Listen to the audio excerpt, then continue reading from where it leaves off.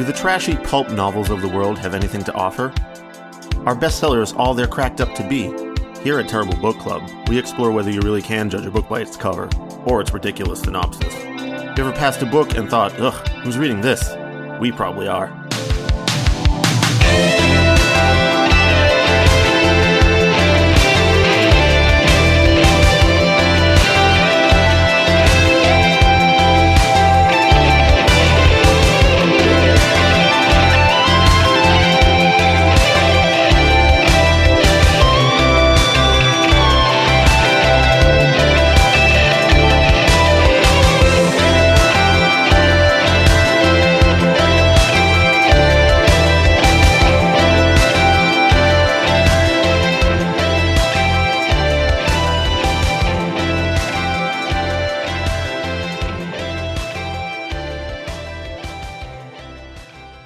And welcome to episode 139 of the Terrible Book Club. I'm Paris, and this is Chris.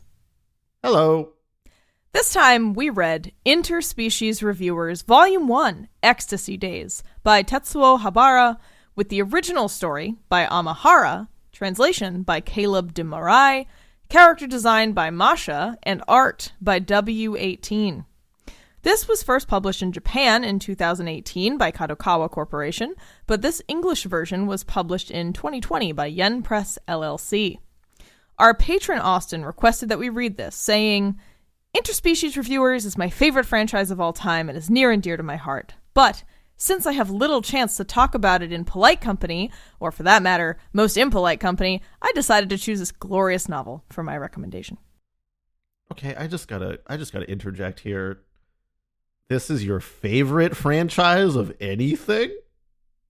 I don't know. Maybe that's what he meant. Maybe he meant his favorite sexy franchise. I don't know. So, I mean, if you guys haven't picked up on this yet, we'll wait till we get to the content warnings, but continue, Paris.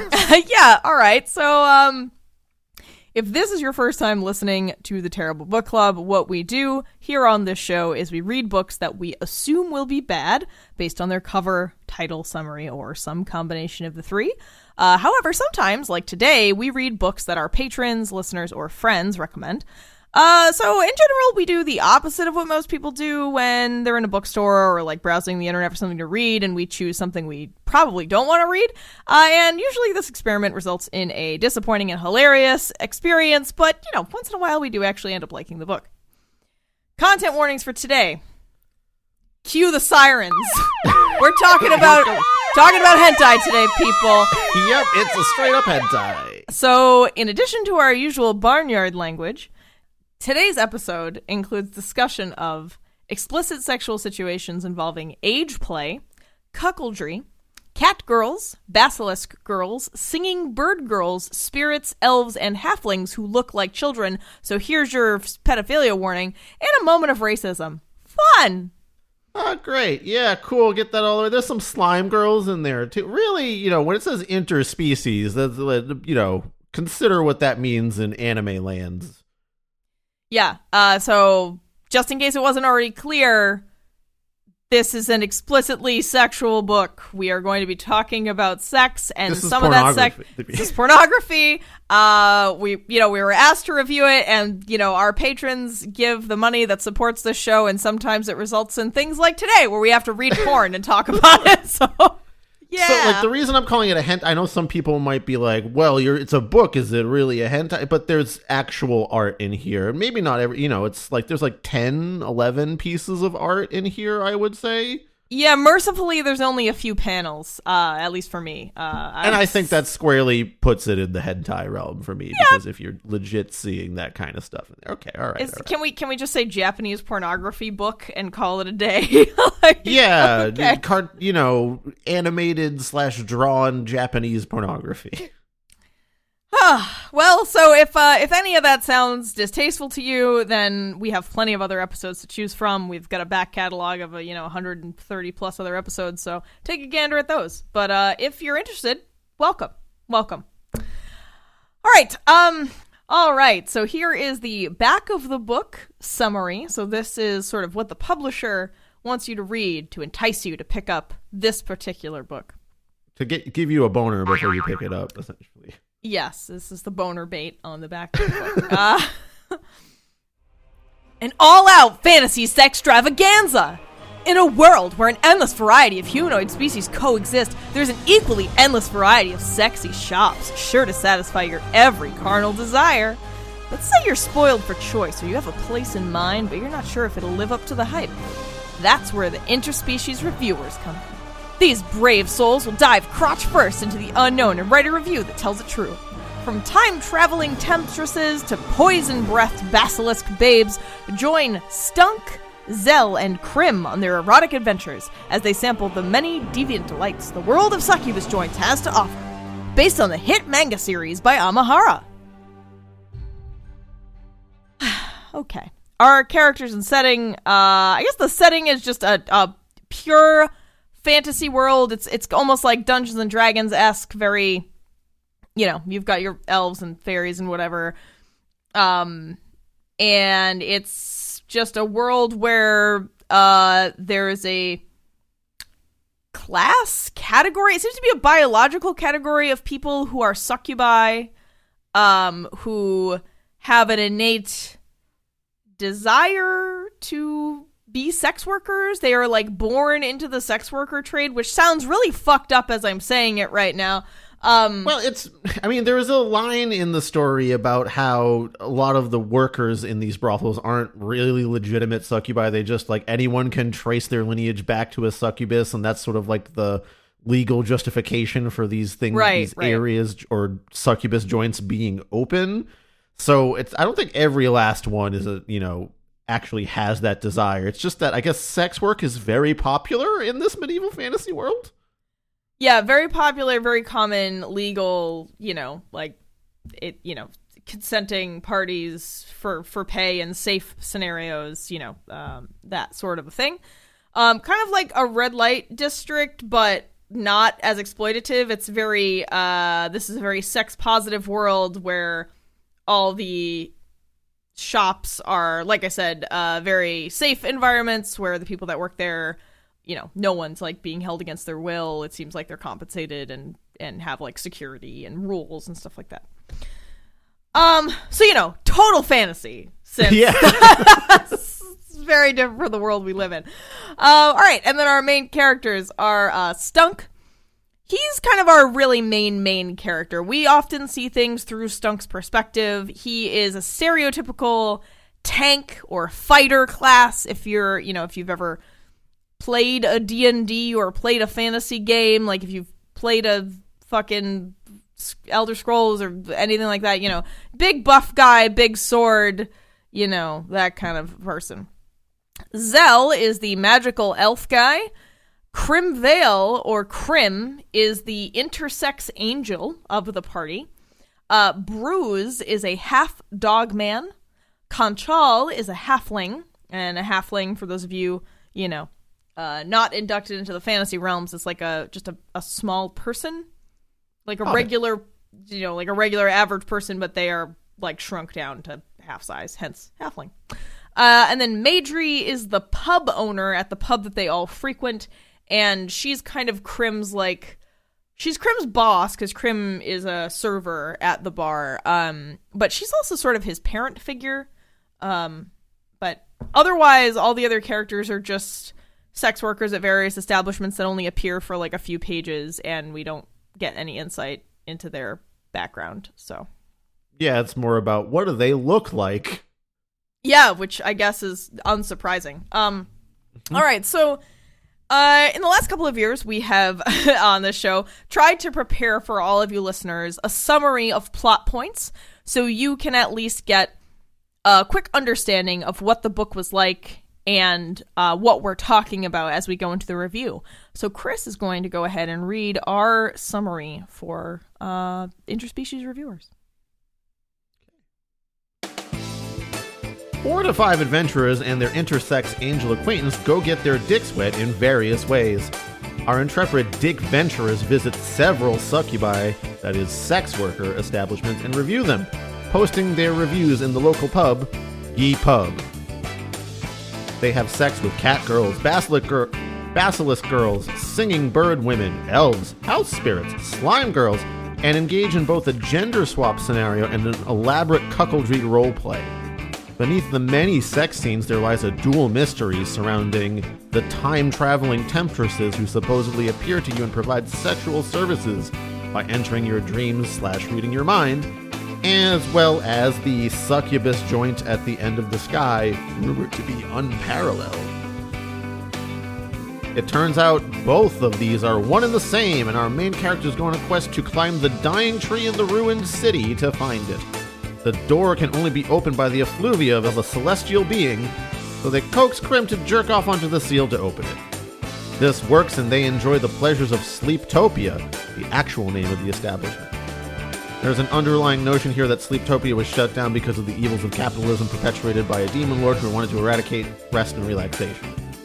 They eventually leave, review the place, and become very popular cool guys who continue to constantly fuck. The end. Thank you, Chris. Fantastic. Thank you for writing that. It's actually a very good distillation of what happens here. Basically, like a lot of random sex scenes and a bunch of different types of succubus joints, and then sort of like the main adventure towards the end to get to the ultimate brothel. Yeah. And there's no clever ways that they, end up in these scenarios. It's literally, they all seem to have enough money from their last quest, and so they are just renting space at Ye Pub, or Ye Pube, depending on how you want to look at it. I wasn't sure. The joke could go either way. And drinking and then going and finding brothels to try every day. That's just their lives. That's who they are. So I don't think they even get paid for the reviews. No, they don't until the very end. I think they got paid for one of the... I forget. Anyway, let's talk a little bit about things that were good. This section is surprisingly long. While we were reading this, Paris, I felt like, hentai Defender Man as we were discussing it. God. As we were reading it. It was a little painful to get through because just like, I don't know, man, I'm not... Yeah. Really super interested in trying to get through a bunch of textual sex scenes, usually. I guess this is the point where I out myself as a hentai consumer from time to time, so I have some passing... passing is... I have familiarity with the scene, let's say. I'm just going to let you talk yourself into that hole. I'm just digging real deep in here. Point being here is I had to explain to you a lot of hentai tropes and things, especially the stuff where you're like, why are there sound effects like this happening all the time? I was like, yeah, that's par for the course. Not even just hentai, but in like manga in general is like an overabundance of sex scenes. Also, overabundance of sound effects. Jeez. Also, sort of the thing where you were like, why is anything long a penis? Why is a tail a penis? And I was like, if it's long, guess what? It's going to be used. These people just read too much Freud. They were like, the guy who really liked talking about phallic and yonic, we're just going to go with it. So if it's not already immediately apparent, I am not interested in sex books or pornography or anything. I don't know, man. It's just not for me. And it's fine. It's fine. People can take out whatever stance they want on this issue. I'm not going to try to shame anyone. It was just, it was a little tough for me too, because I like you said, it's like, I don't really want to read 250 pages of catgirl sex scenes, but like, here we are. So luckily wasn't too long. So I will say that the writing was better than I thought it was going to be. It's better than most of the other books that we've read that were built around sexual content. Honestly, shout out to the translator here, because... Gotta say. Yeah, because, we've read other books that were originally in Japanese and were translated to English, and it was pretty clear that there was, some stuff literally lost in translation, but this had all these idioms, and it translated jokes effectively. So who is this person's Mirai? Caleb de Mirai. Yeah, you, man, fucking good job. You're good porn translator, bud. Yeah, you're doing an ace job there. You were worth every penny they hopefully paid you. I guess, like, while we're on the topic of good writing here, I gotta say, I think this book is a good example of my thesis from previous romance books of write your sex scenes like fight scenes. There were both in this book, and I think they were both well done because it was easy to keep track of things in physical space, and, you know, it brought your attention to specific details that were, I guess, exciting in a couple of different ways, depending on what you're looking for. So I do think that, you know, in terms of keeping your bearings in the midst of a, you know, high action situation, let's say, it was pretty good at that. And the translation also seemed to do a good job of that as well. Wait, there were fight scenes in this? Yeah, when they were going in the ruined tree, there was like a bunch of remember the fluff ball monsters and like the big gaping maw thing. That's true. Sorry, I forgot. That was like right at the end. I think my brain just erased as much of this as possible as soon as it could. If you can write a good fight scene, you can write a good fuck scene, and if you can write a good fuck scene, you can write a good fight scene. I want to believe that's true, but I don't know if we've consumed enough media to test that. We need more romance novels with more fighting in them as well. Oh, we need fewer romance novels. Thank you. Yeah, I agree. Anyway, yeah, I know this might sound ridiculous to be like, oh my god, you guys thought the writing was good in this fucking stupid porn book, and like, yeah, I thought that it definitely has right. It gets to the point, and when the sex is done, it just kind of moves into like a funny pub scene for like, I don't know, 10 pages, and then it moves on to like the next, you know, interesting sex scene to happen, hopefully. I think it knows its audience. Yeah, and I think that because it doesn't take itself seriously, that's definitely a strength. Like, this book is certainly part parody, and that really made it more tolerable because you were like, okay, I can tell that the writer is self-aware. Like, there is some self-awareness here. You know, we're not being it was over the top, but you knew that they were laughing too, I think, a lot of the time. Laughing as they jerked off. Yes. Just laughing and jerking. And... which is a horrifying image. Yeah, I don't think... If you ever walked in on someone laughing and jerking off, you would burn the house down, right? Yeah! You did sure that person never escaped. Chris, as you were saying that, the first image that popped into my mind was a giant flame engulfing the room. Like, before you even said that, I was like, burn it down. Oh god, there's gotta be someone who is like into laughter, right? Like, that's gotta be a thing. Oh, sure. Yeah, absolutely. Anyway, whatever. Moving on.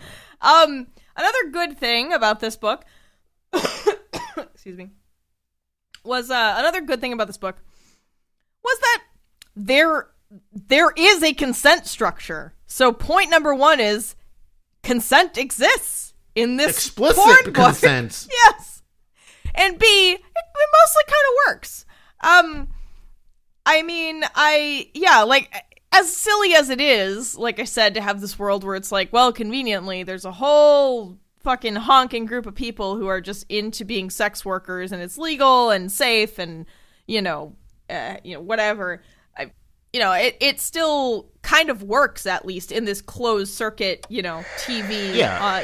With it's the definitely barely coming in. It's definitely part of the fantasy here that this is such a sex positive world, and like there's not really much obvious exploitation of the sex workers happening here. They even seem to be kind of in power in a way, because they're the ones that have the control of the situation most of the time, I would say. I think this is the book's biggest plus, to be honest with you, especially since it never gets into the realm of these, big adventurer types going like, I have to save these workers from this life, or you don't understand, I'm in love with her now, and I'm jealous that she has other clients, like that kind of save-a-ho thing that some other romance stories that like this might get into. It's explicitly a transactional thing. They're not creeps about it after. It's just sort of like, okay, this is the service we're providing. I had my fun, and now it's done, and I'm going to post a review about it as if it is a transactional service, which it is. And honestly, this kind of is a major reason that I turned into hentai defender around you, although there's plenty of stuff in hentai that is not worth defending at all. So I have a question for you. Is Captain Save-A-Ho and Captain Hentai Defender, like, are they on the same team? Yeah, they're on the same horny Avengers team. Yeah, in the Horny Avengers Ensemble. Are they together? Are they opposing forces? I feel like they're opposing forces. I think, a little bit opposing force. Like, they begrudgingly work together, if at all. And really, Captain Save-A-Ho is, like, the annoying guy that, like, everyone else does not want to have on the team. I don't know if he's necessarily he should be the antagonist, because he's going against that, positive vibe on sex work thing, because he thinks it's something that he must save you from. Yeah. I mean, I know this is just fucking jerk-off material, so obviously it's not gonna...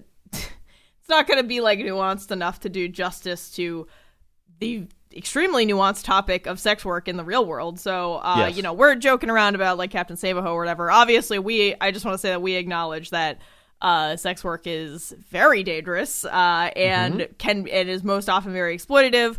And, while there are a lot of people who are legitimately involved and are fully consenting and do not fear for themselves and it's their business, like the large majority of people involved in it are being exploited or turn to that type of work because they have no other options or no other good options. So just wanted to put that disclaimer there. We're not being flippant with this. We're just trying to fucking review some stupid jerk off book, but just important to say. Also, this is kind of why I'm Captain Hentai Defender here, because it's definitely less likely that you're exploiting an actual living person, and it's much easier, especially, not just hentais, but like any sort of romance novel material, which is surprising that we see it here, the enthusiastic consent happening here more than other romance novels.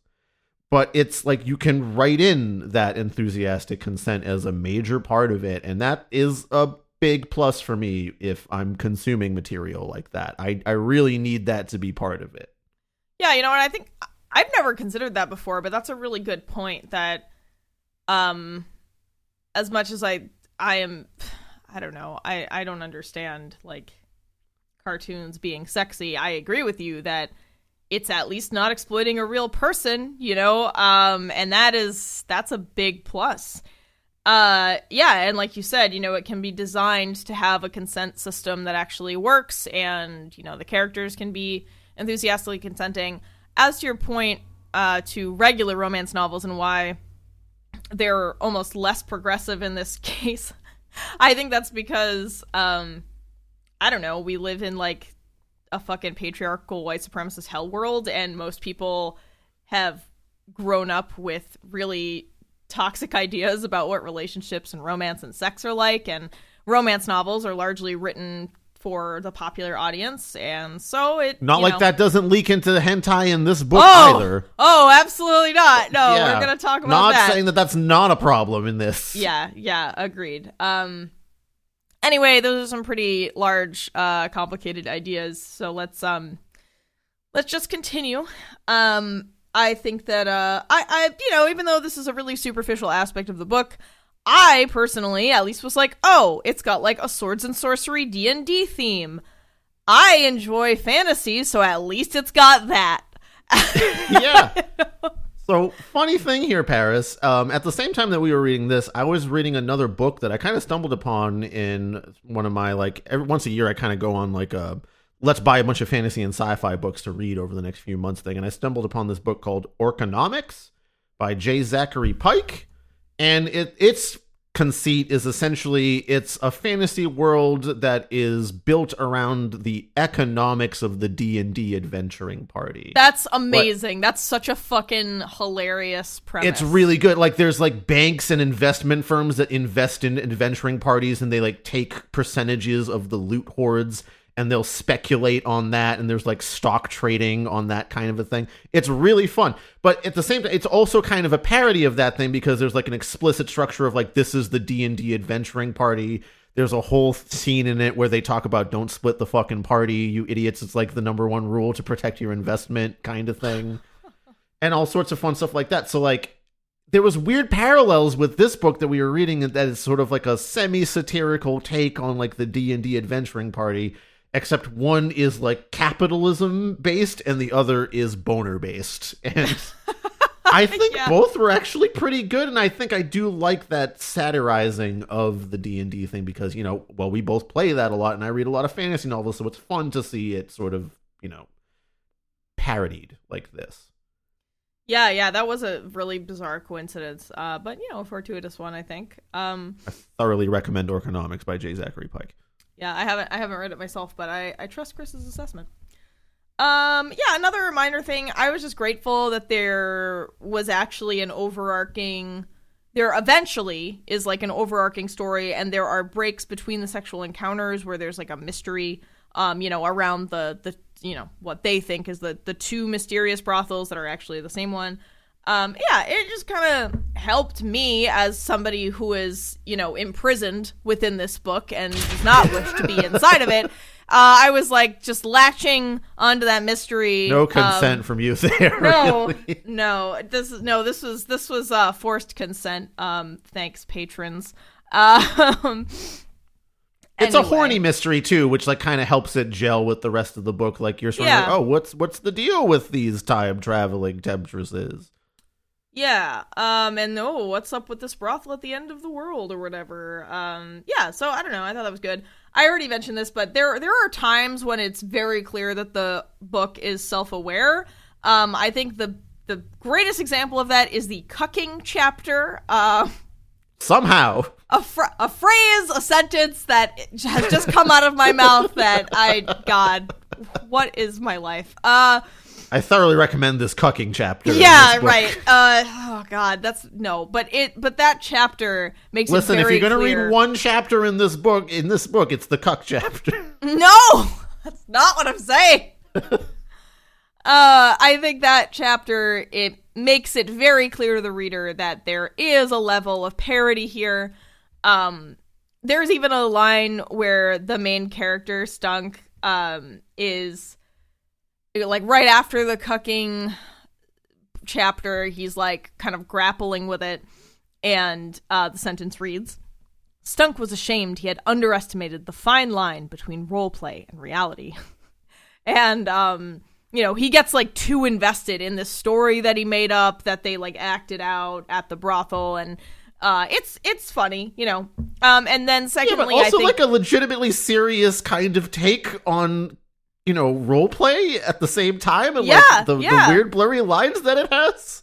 Yeah, and how it can be dangerous if you're not really it can be dangerous if you're not serious and understanding like the psychological risks of engaging in things like that. So that really surprised me. I was like, oh, this is cool that at least this element is here.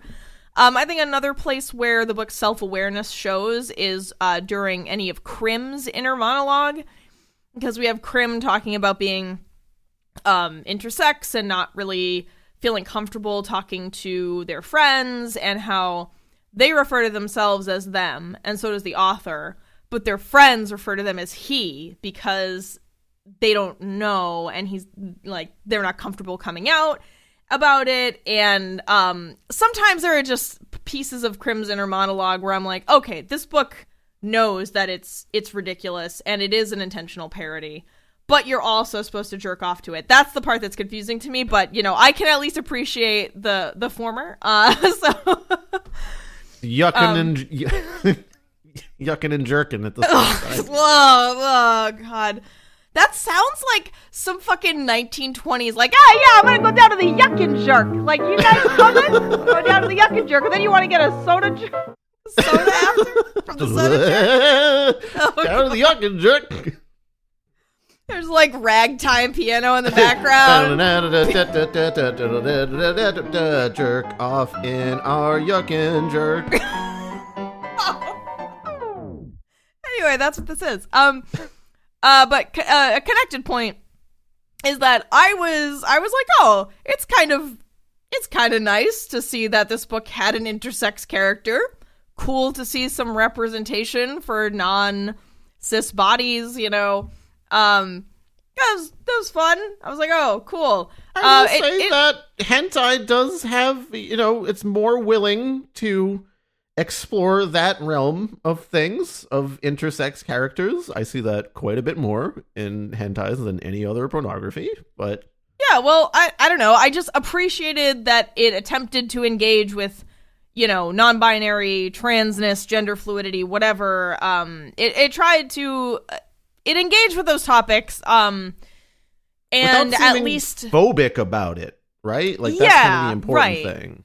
Like, even though Crim, where we get, we're inside Crim's mind enough to give them personality, to really feel like they're an actual character. So at least they're not just there as purely a sexual object, although it does, I don't know, I sort of wrestled with that, but I think that there was some effort there given to this person so that they weren't just like, it's not like the person who's intersex is at one of the brothels and then they're just like exploited, they're one of the main characters. Yeah. So that was good. Yes. Sometimes, I don't know. I mean, as much as I was like, oh, it's too bad they don't feel comfortable coming out to their friends and that their friends sort of make fun of them sometimes for being such a hot dude. I was like, well, that's kind of reflective of the actual world, so I was okay with it. And it wasn't ever anything more than just some light verbal teasing, I think if it had gone further I think he has the biggest penis of them all, and they all know that, and they kind of tease him about that a lot. Yeah. Which, whatever. All right. I also thought that the dream escorts were kind of a fun idea, and I also liked that when they're climbing the tree in the ruined city or whatever, there's like a living tower golem that changed constantly as they were inside of it, right? And I was like, oh, that's fucking cool. And I was that's like, just like a cool D&D one shot, right? Yeah, like just in and of itself. I really like when any kind of fantasy series, this is what you should be doing with these common tropes of fantasy, is like taking a common idea and twisting it a little bit in an interesting way. Orconomics actually did this in a really cool way too. There was a scene where the adventuring party is taken captive by a bunch of orcs, or what they presume to be taken captive. It turns out that there's sort of a language barrier happening between the orcs and the adventuring party. And what the orcs were really doing is like, when they forced everyone to come with them by threatening them with like their, many sharp weapons, and they separated the party from each other. Turns out the orc party was really just a bunch of aggressive salesmen that have weapon shops, and they were just like boasting about their cool weapons, and separating the party out was like, we were giving you individualized personal service. What are you talking about? That's a really good joke. That's a good long form joke. I like it. Yeah, and the only thing that saves them is that earlier that there was a goblin that joined the adventuring party that could act as the translator and basically fix the misunderstanding that was happening, so that the orc chieftain could be like, oh no, you're not imprisoned at all. You're just our honored customers. That's great. That's good. Silly twists like that on the thing. Like, you expect the orcs to be barbaric and, a certain way, but turns out, no, there's a fun little twist on that. Yeah. They're just trying to sell you they're just trying to sell you a vacuum in 1950s orcdom or whatever. It's the yuck and suck. We God! Vacuum things. Oh, fuck. Oh, God. Got you with that one, didn't I? Oh, yeah, you did. We're laughing and we're sucking things off your floor. No. Not a sexual thing. We're just talking about vacuums. Oh. Moving right along. There were even lines here and there that made me laugh a little bit. There's there jerk off at the same time. That's very important. No. But I already mentioned that. I thought a lot of the points where the book was more self-aware were funny. There were also just some pieces of dialogue that I was like, that got a little out of me. There's a scene where Stunk is having a threesome with two fairies in his dreams, the dream sex workers, and one of them says, bro, you don't need to hit on me. I'm literally here to fuck you. And I just thought it was just very straight to the point. Really funny. Yeah. It was good. And You know, because he's being like, oh my god, look at your body, you're so hot. She's like, yeah, whatever, let's go. Let's get out of this. Yeah, it was good. It was funny. And so even though I am very, very extremely not into any of this, it does handle some of the like sketchier stuff a little bit more responsibly than, say, the Sleeping Beauty book did. Oh, yeah, this is a great comparison to be making, actually. Fantastic comparison to make. I mean, or a lot of the other books we've read with sexual content. These are also two moments where I knew the book was making fun of itself and these tropes, so I could kind of appreciate it.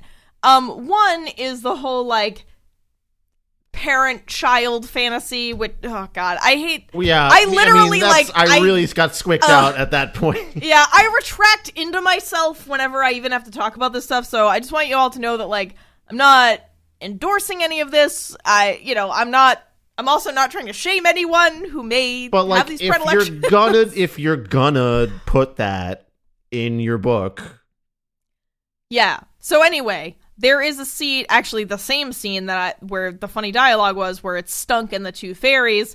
They do this like fake daddy-daughter thing, and it was funny. It was more funny than sexy, I feel, because it almost felt like it was making fun of how men struggle to be emotional and caring. Because he was like, "Oh, you're just so cute," to one of the girls, and she was like, "Oh, well, I could be your daughter," and he's like, "Oh my god," and then he just like starts crying a little bit and like petting her face, and then he's like picking her up in the air and spinning her around, and she's that was weird. That made me feel super weird. Yeah, it was, but like I don't think it was. Just the way that the scene was written, I was like, oh, this is funny. This is supposed to be funny. Like I don't think. Yeah. Also, mercifully, he didn't have sex with that. She was more like around the other one when they were doing stuff, the other fairy. I don't remember. I feel like, maybe you're right. I don't know.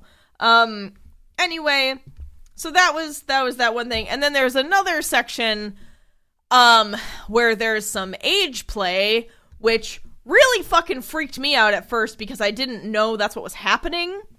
The text tricks you into thinking that you're actually reading about there's no way to say this delicately. When you start reading the chapter, it starts off just as though it is happening in the world. It seems like Stunk is maybe recalling this as a memory. And he is a child, and he is in love with their maid, who is a house spirit with a giant boobs, because of course that's where we are. And giant boob islands. Yeah. Mercifully, usually very far from Racism Island. Yeah, you know what? I don't know that those. You're right. I think Racism Island and Boob Island are like safely on separate poles of the Earth. But anyway, there's it's pretty long too, which is also why you think it's actually real. And of course, like, they start having a sexual relationship, which freaked me the fuck out because I don't want to read about a child getting a hand job from an adult maid who is actually a house spirit who's like God knows how old. But very slowly the book kind of rolls out that this is all an elaborate backstory that Stunk has written specifically for the cuckoldry roleplay shop, because they take their performances very seriously, and they often will ask customers to give them prompts or write something, and Stunk just went like whole hog on this. Like he really wrote a whole detailed backstory. So like you then realize that you were tricked and it didn't really happen. But I mean, I still think it's horrifying, and I never ever want to have to think about children being engaged in sex. But at least, like Chris said, yeah, if you're gonna do it, this is, not probably about real the people. most responsible way you could possibly do it. Yeah, and I think also, like, it was clearly a joke on the reader and, like, part of this thing, although, we're still in the the yuck and jerk or whatever. So I'm a little, it still skeeves me out. Point being, I personally have a problem with that. But like we said, at least it's not like the Sleeping Beauty book where it was children being sexually tortured and imprisoned against their will. At least explicitly in world, there's no sense of like safe words are possible or anything like that. It really seems like, especially in the book, there's multiple points. Actually, we should bring this up where Stunk kind of says, "Hey, pause on this roleplay scene," and like the actors immediately stop and they're like concerned with like, "Okay, was that too much? Should we try something else?" Yeah, that's true. Which is, again, a major plus. Yeah, I agree. I mean, well, it was also funny, but you're right. It was good to include that, and I think... And I also feel like in all of the scenes, whenever they want to change up what they're doing, they always ask if it's okay to, have a certain style of sex or like do a certain act, and that was also good. But anyway, for those of you who haven't listened to the Sleeping Beauty episode, it's not lost on Chris and I that some people, of course, are into the idea that like, there is no safe word and whatever. But we had a very long conversation about how that can, about all that in that episode. I don't really want to repeat it all. Let's not retread that ground and double the length of this episode again. Yeah. I think our main issue is that when you're talking about children, sometimes, that has to, you got to be a little more responsible. Anyway, very not for me, but somewhat slightly less horrifying because it was, I guess, part of a long-form joke, and at least it wasn't a real person, but... Yes. That's kind of cold comfort for me, personally. I'm trying to be really... generous. I would have been fine if they dropped those two scenes. Yeah, I never ever want to read that kind of thing. So, anyhow, let's wrap this up with some of the final good things. So, there are like 2 to 3 very brief moments where we are served a few sentences of an anti-capitalist allegory, and let me tell you, I was there for that. Agree. I was like, yes, finally. Sleeptopia was shut down because a demon lord wanted to eradicate rest and relaxation so people would work more. The ruined city is ruined because of that demon lord mismanaging things and trying to accelerate capitalism into late capitalism. I am not making this up. This is a real undercurrent in this stupid fucking hentai porn book. And I was it's excellent. Yeah, I was just like, holy shit, I wish this was obvious earlier in the story, because it just kind of like, you don't learn about this until like the very, very end. And in another sort of hilarious coincidence, like, Chris was reading Orconomics around the time we were reading this, and then I also read this on the heels of helping my partner finish his thesis on sleep and capitalism. And so I'm just like, holy shit, I can't believe there's like, I'm just happy to see this idea. So much somewhere. intersectionality happening right here in all aspects of our lives. I actually think, like, the Demon Lord here is also, like, a good allegory for how capitalism can seep in its demon claws into things and ruin things like sex. Things that are supposed to be fun and, healthy in a way. And just, like, allowing that capitalist thing of, like, you must work, you must be productive, will fuck things up a lot when you could just be enjoying yourself. Yeah, like, turns out the point to life is being alive and not constantly being under the heel of your oppressive capitalist masters. Yeah. And somehow this stupid fucking fantasy parody hentai book gets it. So that was Yuck and Jerk cool. thing actually has a decent point here, Paris. Yeah. You thought you were coming here for some laughs and jerks, and turns out you learned something. And then you're like, fuck. Demon Lord is taking away my sex. I need to not vote Republican next time. I'd like to yuck more often. And then lastly, Chris, this is your note. I've been talking a lot. I was just saying there was a kind of away? a weird parallel happening. There was a weird parallel happening with Stunk going through the cuck role play because his audience demanded it of him, and they really wanted to see him review this brothel, and us doing this show. So, it's all fun. Just, think it sounds like a fun idea to read some terrible books with your friend until you're reading hentai for below minimum wage per hour spent doing it. Yeah, it's great. That's not a denigration on our patrons. Thank you for all of the support that you've given us. It actually just makes this all the better, in fact. But, we're not exactly raking in the big bucks for the amount of hours that we put in reading your yuckin' jerks. Although I think we have really streamlined things in the last year. I agree. We're doing much better about it. We're not under the Terriblo's heels quite so much, let's say. Terriblo's claws. And honestly, like, as much as we bitch and moan, like, that's part of what makes the show funny, right? Like, poor Paris is you're here forced to hear read us suffer. Porn, and it's awful. Anyway, let's move on to focusing on the things that were bad. So I have some minor notes here. So there's a point in the book where the fantasy adventuring party splits up, and I was like, oh my god, this is going to become like a horror novel. Like, don't split the party, right? Like, that's always the rule in any there was a whole scene in Orconomics about that where they were like, no, you can't split the party. What are you, stupid? That's like adventurer rule number 1. Don't split the party.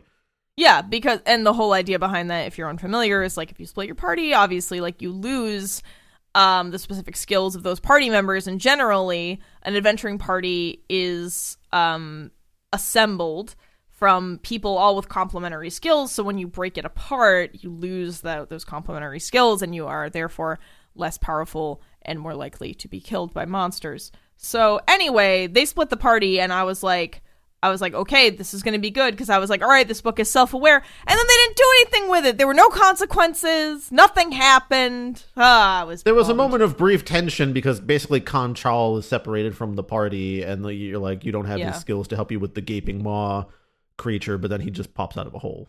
They were really, so it was a little... Paris, I'm now realizing that I should have been making the obvious joke of yuck and fuck instead of yuck and jerk, right? I mean, that seems like I don't even remember what we said, and it was only like 30 minutes ago. Like, my brain cannot keep any. I've just workshopped that joke in my head for the past 30 minutes, and I finally arrived at what's actually funny to say. Anyway, we got some things. I mean, we already talked a little bit about how, like, we never ever want to read a fucking scene where a child is getting a hand job ever. So, like, nope. There we go. Just right off the bat. I just never want to see it. Never want to read about it. Nope. No one. Nope. Don't do it.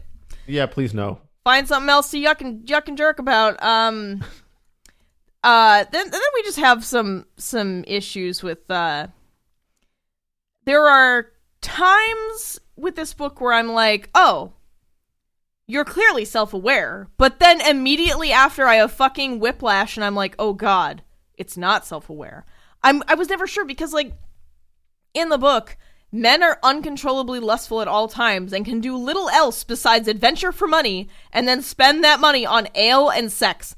It's extremely tropey and hetero-cis ideas about what's hot, despite the one sort of inclusive scene between the intersex angel and the female hyena with a pseudo-penis. Also a sentence that has just come out of my mouth. Yeah. So, like, I was constantly vacillating between, like, how aware is it? Like, it seems to be aware about some things, but then every single sexual interaction is, like, hot girl with, like, paws or a tail. Traditionally kind of, like... Yeah, she's got huge boobs and a tiny waist, and, like, she's got a cute little face. Like, she looks so young. Like, they all look so young. It's just... I gotta say, there was a couple of points in I almost had hope for it, where it mentions thicker ladies, plump ladies, and I got a little excited, and I was like, oh, finally, some body positivity here. And it even mentions, like, oh, that is for some guys, but not for our main character. And I was like, what the fuck? Come on, man. Like, just throw me a bone here. Yeah, it was really... it was really too bad because like all the women, literally, all of the characters are always like, oh yeah, I want the one with the G cups. Like a G cup waist is not. I mean, I don't want to say it's not super common. Like there are plenty of women with larger cup sizes, but like. It was always if you're G-cups. A larger person. Right. Which is generally where you're going to encounter those things. Yeah, and then there's even a scene where like one of the guys, they all go to a brothel together in one of these, and one of the guys claims the girl with G cups, and Stunk is like, oh my god, what am I gonna do? I can't believe I have to get a girl with F cups. And I was like, okay, it's... So I was like, all right, that must be a joke. But then the sex scenes are like talking about how big and squishy the boobs are. So I'm like, is it a joke? I don't know.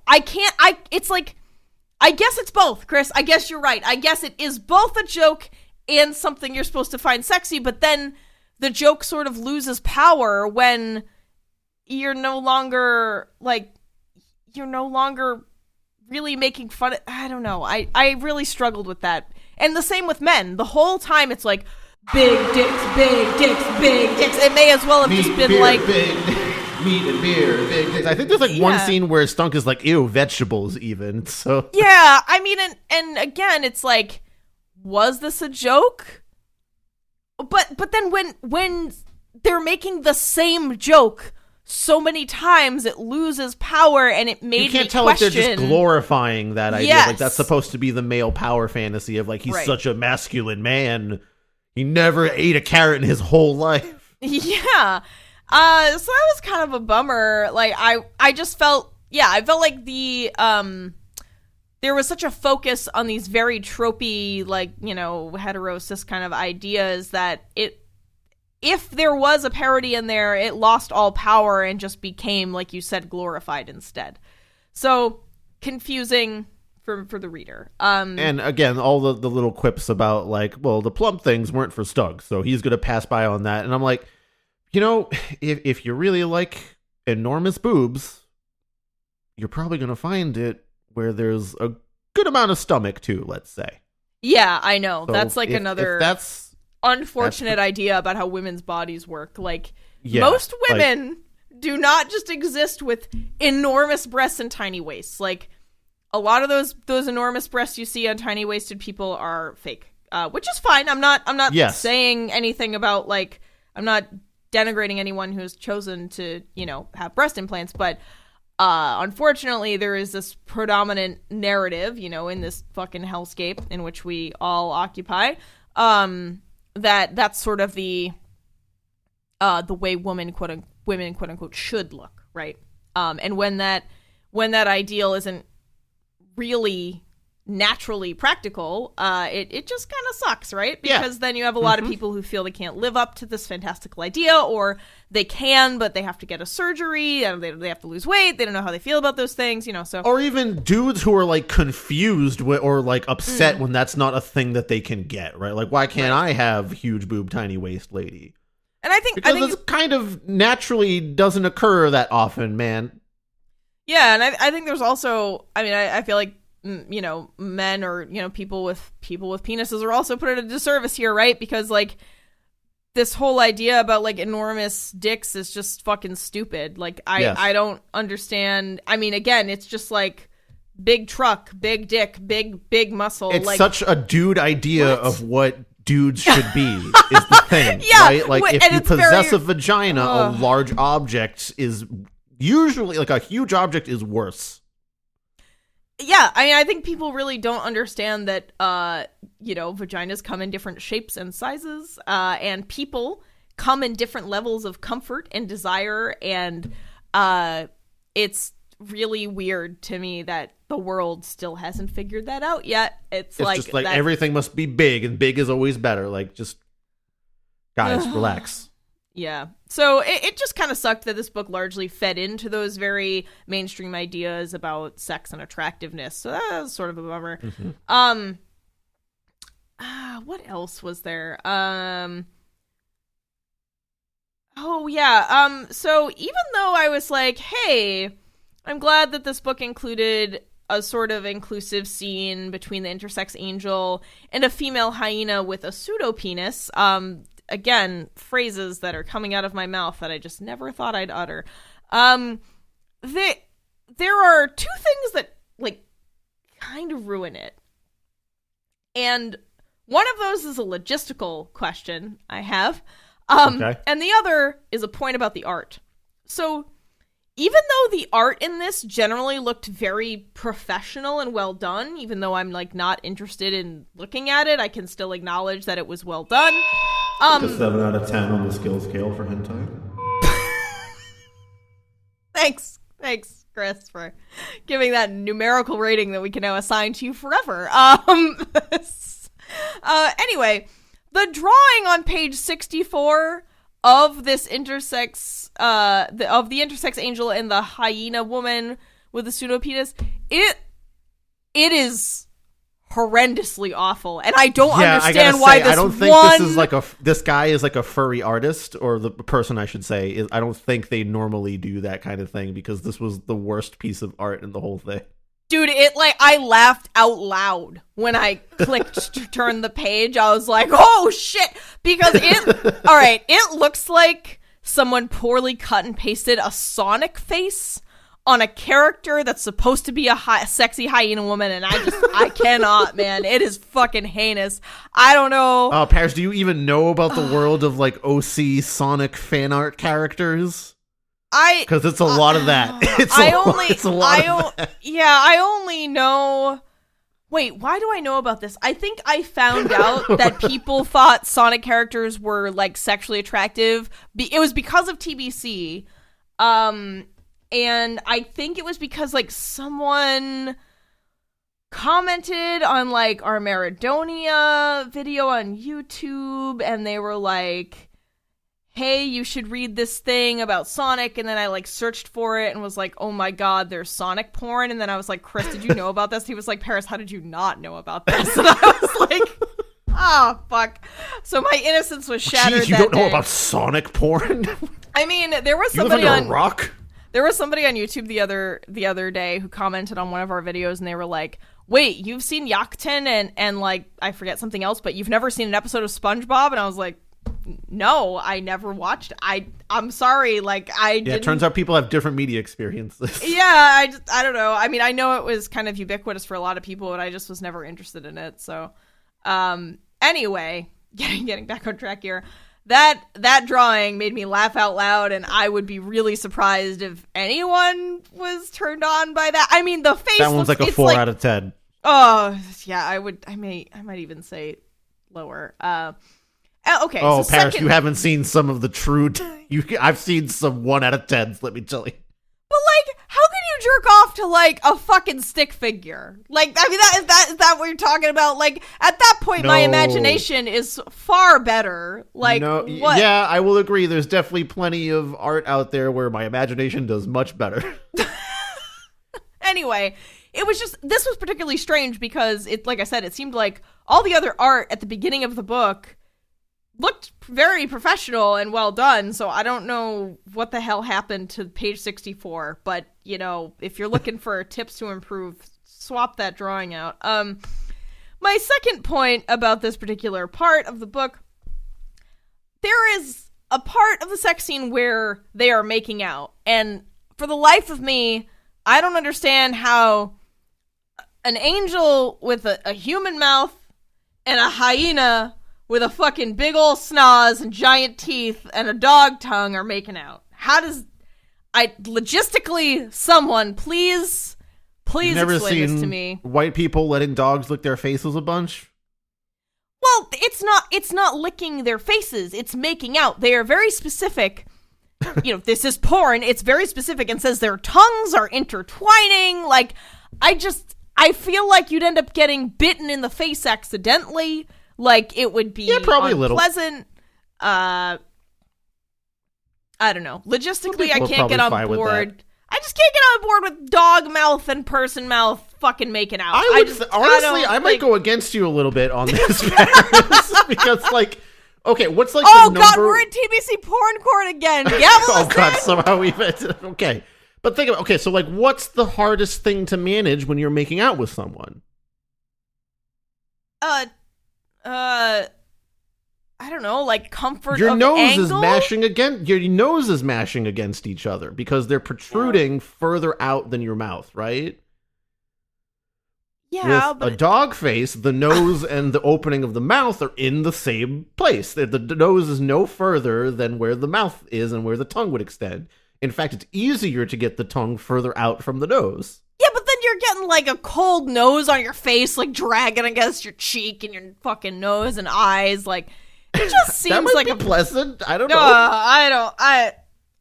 Judge Veggie Delight with egg sentences this page to be burned and for it to be replaced and for the makeout scene to be taken out. Harris, I can't fucking believe we just talked about mechanics of humans and dogs making out. Well, hyena, technically. Okay. I mean, this is the material we were presented and we were asked to review it. This is just unfortunately where we are in life. Anyway, last point is actually about something pretty serious. I'm sure you remember from the content warnings at the beginning of the episode, I said there was a brief moment of racism, and that's what we're going to talk about right here. So I had really strong negative feelings about this part. There is a pretty short part, actually, where we don't actually get a glimpse into the sex. It's just they go into the brothel, they talk about like choosing their girls or whatever, and then you see the review afterward. But so it's not actually like I guess the more explicit stuff isn't actually included for this section. So the group goes to the sex shop for this sort of like singing bird women. They are very clearly Southeast Asian. And the dog man, Bruce, is that his name? Yep. He finds that these particular singing bird ladies smell so bad that he can't actually have sex with them or enjoy himself. And that really squicky there. Yeah, talk about a huge turnoff. In the book it's played as, oh, he's a dog man with a super sensitive nose, and I just don't see it as anything but racist and playing into this racist idea that, people in certain parts of the world smell bad or worse than, white people. And I hate to even have to explain that, but I think sometimes people miss that that's like a common racist trope. And honestly, like, this excuse that, oh, he's a dog man with a sensitive nose. My dude, have you ever owned a dog? Dogs love strong getting their nose smells. Into stinky shit. They love it. They fucking love it. They can't get enough. Yeah. So, I mean, I feel like if you're like, oh, this person had a strong, spicy scent, which is how it's put in the book, like, a dog man would probably be, like, pretty down with that. I mean, It's an extra stimulating experience for them. Yeah, like, dogs love strong smells, and they often love strong smells that most humans find disgusting. Like, I've had dogs that loved rolling around in rotting fish corpses. That actually happened. I've had dogs, I'm sure we've all seen dogs eat poop or vomit. Like, dogs getting into old food. Like, sometimes dogs just get into weird stuff. You're like, I don't even know what you're smelling. And they're like, dogs oh, man, love underwear. This they really love underwear. Like, this plant smells real good. I mean, if anything, dogs are like the like smell freaks, and they would be into anyone that had any kind of a strong scent at all, I imagine. My dad's dog, whenever you bring her into a new space at all, or even just take her outside, her whole activity immediately after peeing is to just sniff everything, everywhere, at all times. A constant sniff machine. Kobe is a little sniffer. She may as well just be a nose with fur. Yeah, so anyway, I don't know. It was hard to really feel like that wasn't a little bit racist. So Agreed. If that could be removed, that would be lovely. Like, if we could have just no mention of that, that would be great. It was just a bummer. All right. Well, as yuck and jerk reviewers here, Paris, I think we've come to the end of our yucks and fucks. Can we fix it? Can we fix it, Chris? I think, yeah, you could fix this totally, you know, as I suppose TBC's resident hentai defender now. Captain Hentai Defender. I mean, one thing that we really didn't touch upon, but that I could have really have done without all of the, oh my god, best lover always stuff, because like Stunk and whoever else were always like constantly like they knew exactly what to do with this like 500-year-old sex worker who's ostensibly been at it for centuries. Like, yeah, sure, bro. I'm sure you, who does not have professional experience in this, is going to come in and automatically know how to best please every sex worker that you meet at all times. No, I took this as sort of like he's just very gullible and he buys into, you know, the sex worker doing their job of making you feel as if you're, you know, right. As if super awesome and amazing and the best and everything like that. Like, it's explicit that these are like nearly immortal beings. Like, in fact, there's a lot of scenes where Stunk is like seen as a little bit weird by the other species because humans don't perceive these long-lived, you know, beings as being old because they look young, and everyone's like, that's a grandma, dude. We're like, what's up with that? Which is also weird. Grannies can be plenty sexy. Anyway, moving on from that, I could have done without all that, and it would have been fine if Stunk was just like, you know, fine. Like, he just had his fun, and he didn't have to be the best at it. It was just like a little short, fun transactional time for everyone. Also, if you just threw in, like, I don't know, a lady barbarian who, like, out meat beers all the dudes and reviews the incubus brothels to, like, help tamp down on some of, like, the hypermasculinity, or at least present, like, an opposing force to it. Yeah. Or, like, maybe make it clear that the hypermasculine stuff is supposed to be a joke by having the dudes get into, like, hijinks or trouble because of their refusal to not, like, tamp down on that a little bit. I think that could have helped this a lot. Also, cut out maybe some of the stuff that we mentioned before. Yeah, I totally agree with you. And sorry, I totally got sidetracked and forgot to bring that part up when we were talking about sort of negative gender and sex stereotypes and stuff. But yeah, I agree. I mean, this is very not for me on many levels. But as an experienced book reviewer, I now know how to review things that I am not interested in. You know, I could at least appreciate that this book considered things like consent and non-cis bodies, and it at least tried to make any majorly harmful ideas a little more responsibly presented, you know, based on how they were framed. You know, I'm left wondering if this was truly a parody and was actually making fun of these tropes. Or not, but I think, Chris, I think you're right. I think it is not an or, but it is an and. I think it is both. Yeah. I mean, maybe we could argue all day about the yuck to fuck ratio here. Yeah. But if you're going to do this, this is a pretty decent version of that. Yeah. I guess I wouldn't recommend this to anyone unless they were specifically like, hey, Paris, do you have any fucking sex book recommendations? Even What's your then, hentai recommendations, Paris? Yeah, I don't think anyone would ask me that. Please leave whoever you are. Yeah. I mean, and there's just so many qualifiers here. It's like, well, do you like cat girls or basilisk girls or elves or like it? I don't know. There's a lot of things. Listen, how horny does the player's handbook get you? Right.